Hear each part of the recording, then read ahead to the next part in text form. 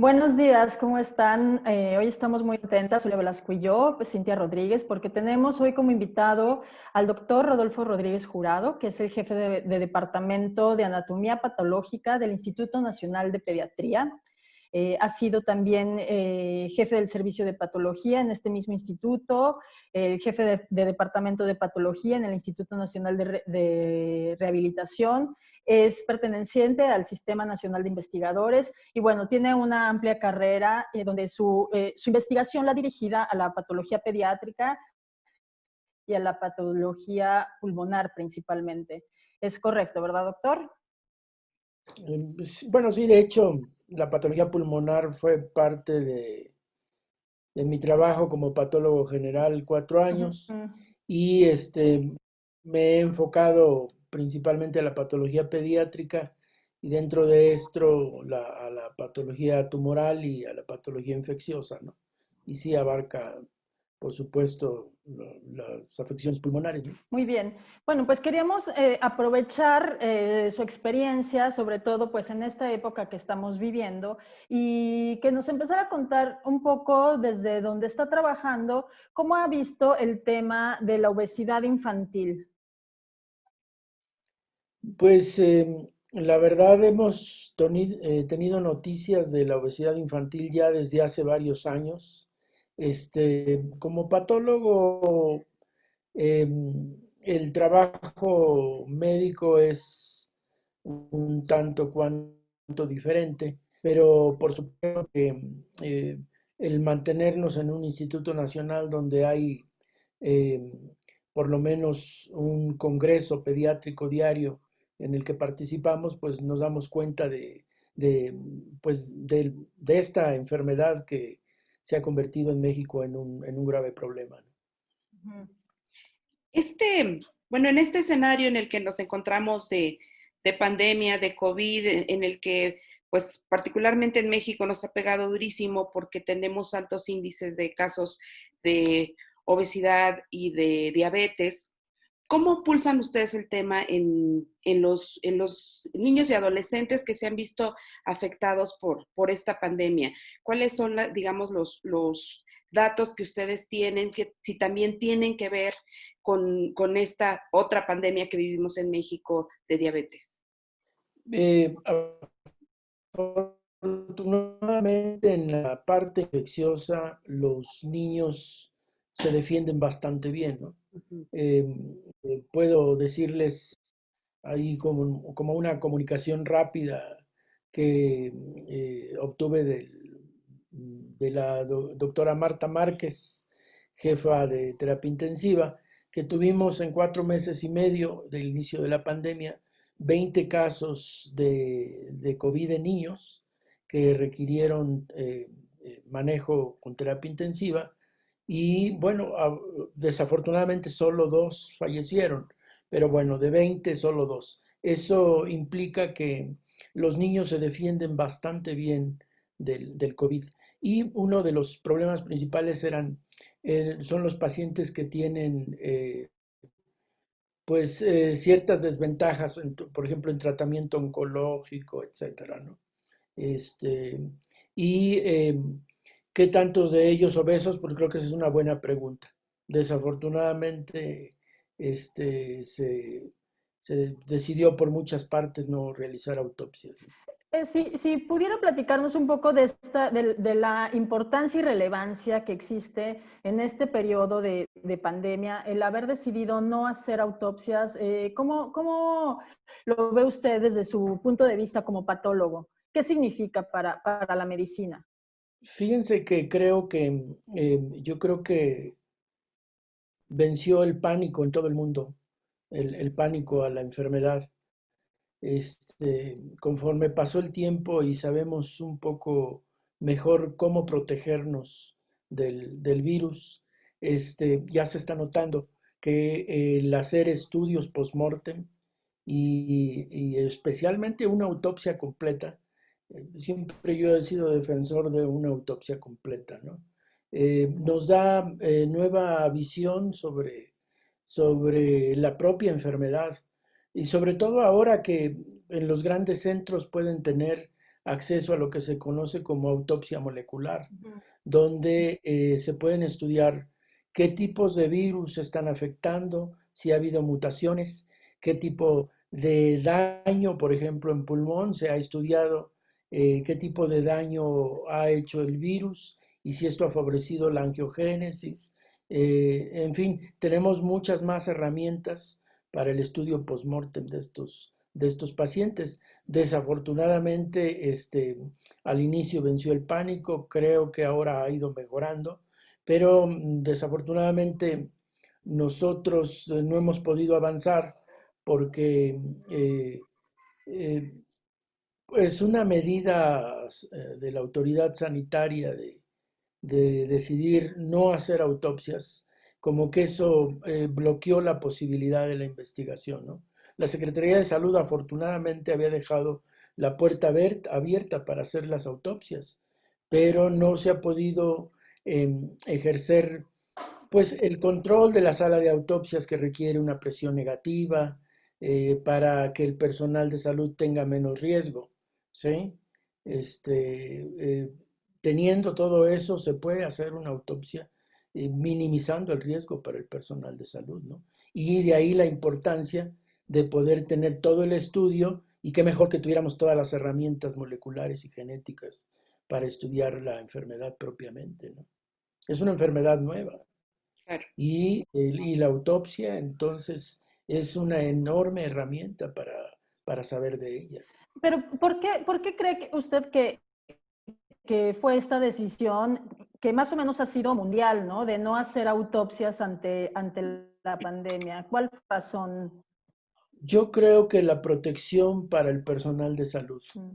porque por otro lado, pues la gente que está en la línea de fuego, los pacientes, los médicos, enfermeras y paramédicos que están en urgencias, que están en terapia intensiva, eh, ellos, muchos de ellos no tienen presión negativa y además el paciente está tosiendo y los pacientes llegaban casi en la víspera de tener que ser intubados y eso provocaba mucho mayor riesgo al personal de salud. Entonces, y se les iba a dar más riesgo al personal de anatomía patológica. Yo creo que esa fue la decisión que tomar en el mundo. Y también hay que decir que el índice de autopsias en el mundo ya venía bajando muchísimo. Nosotros en los 70 hacíamos hasta 350, 400 autopsias al año y ahora ya veníamos haciendo cuando mucho 30 al año. Y estoy hablando de un instituto nacional, donde la autopsia es una herramienta de enseñanza importantísima, ¿sí? Donde los pediatras tenemos sesiones semanales anatomoclínicas, es decir, donde ofrecemos los hallazgos de autopsia a los patólogos y hacemos la integración de la enfermedad, ¿no? Entonces sí venía en todo el mundo una disminución de las autopsias porque nadie quiere pagar por ellas, ¿sí? Y entre muchos otros factores, ¿no? Ujú. Muchos otros factores, la medicina defensiva, eh, los propios patólogos, algunos de ellos, incluso creo más en las nuevas generaciones, no quieren hacer autopsias. ¿Y esto se podría remediar? O sea, si mañana cambiaran, decir, ahora sí queremos hacer autopsias, o sea, sobre todo para los pacientes que se sabe murieron de COVID, ¿podría cambiar? ¿Sí podría ayudar? Yo creo que sí, y yo creo que claro que puede ayudar. Y además teniendo todo este control, la presión negativa en la sala de autopsias, el equipo de protección personal, gente bien adiestrada para ello, minimizar a la gente que está en el proceso de la autopsia, también minimizar el riesgo de los aerosoles, este, eh, usando otros instrumentos, todo eso puede cambiar y se puede renovar y hacer nuevamente la patología post-mortem como debe ser, ¿no? En esto, Claro que se puede. en este escenario que nos habla, por supuesto, de que es una enfermedad de la que apenas estamos sabiendo, de la que se tiene todavía pocas certezas. En este escenario, ¿cuáles son las secuelas que pueden quedar después de padecer COVID? Porque hay mucho temor también sobre eso, hay mucha incertidumbre y hay muchos rumores. Eh, Dentro de lo que se sabe, doctor, ¿cuáles son las secuelas que pueden quedar en pacientes de COVID? Yo creo que ahí el principal problema ha sido la infodemia y en que en estos momentos de pandemia, todo lo relacionan con COVID, ¿no? Como si no hubiera una lista de enfermedades que hemos conocido de siempre, y riesgos y secuelas de muchas otras enfermedades, ¿sí? Personalmente, uno de los primeros pacientes que yo conocí, un paciente adulto, compañero mío de medicina, cirujano, fue de los primeros pacientes que fue atendido en el ISSSTE y afortunadamente él salió y empezó prácticamente a mediados de marzo, estuvo un mes en ventilador. Sí tuvo, claro, por supuesto que tuvo muchos problemas, pensábamos que fallecía, pudo salir, ha tenido terapia de rehabilitación respiratoria, terapia de rehabilitación muscular, porque sí se vio afectado. Eh, yo lo vi como un mes después de que había salido, ya lo veí platicando, ya solamente requería oxígeno por momentos, y ahora está en el 95% de recuperación, ¿no? Ya. Entonces, yo pienso que mucho de lo que se ha achacado a los pacientes en cuanto a secuelas en COVID, muchas cosas no son. Entonces tenemos que ir haciendo todos los estudios, los ensayos, clínicos controlados para poder definir bien todo esto, ¿no? Claro, muy bien. Y bueno, en el tema de prevención, doctor, creo que vamos a coincidir en que es muy importante que se siga hablando sobre la importancia de que cambiemos hábitos, de que eduquemos en salud a nuestros niños y niñas, de que veamos, ¿no? Revisemos qué les estamos dando de comer ahora con estos avances que ha habido afortunadamente en el tema del etiquetado en México, ¿no? Que, que podríamos ya tener más herramientas para poder mejorar la alimentación de nuestros niños y niñas, regresar, ¿no? A la comida eh, pues más tradicional en México, ¿no? ¿Cuáles serían, desde su punto de vista, las recomendaciones en lo que tendríamos que insistir en este tema de cambio de hábitos, de educación en salud y por supuesto también en medio de esta pandemia, cuáles serían y cuáles seguirían siendo las recomendaciones para la población en México Pues yo particularmente? creo que también, claro, ha sido una gran oportunidad ir viéndolo como médico y también como gente de a pie, ver los cambios, todos estos del etiquetado, ya se piensa uno las cosas, muchas cosas ya las sabíamos, es cierto, ¿no? Pero es diferente a ahora enfrentarte a la etiqueta.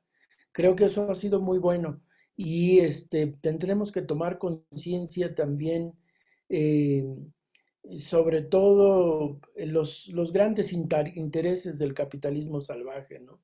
Eh, los alimentos ultraprocesados, lo que se le ofrece a los niños en las escuelas, ¿no?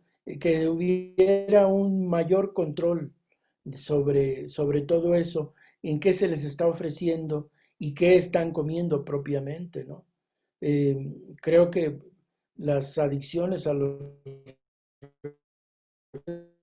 que en México y los niños sean de los que más consumen refrescos embotellados realmente es muy triste, ¿no? Y eso sí está en nosotros cambiarlo. Y creo que lo podemos cambiar.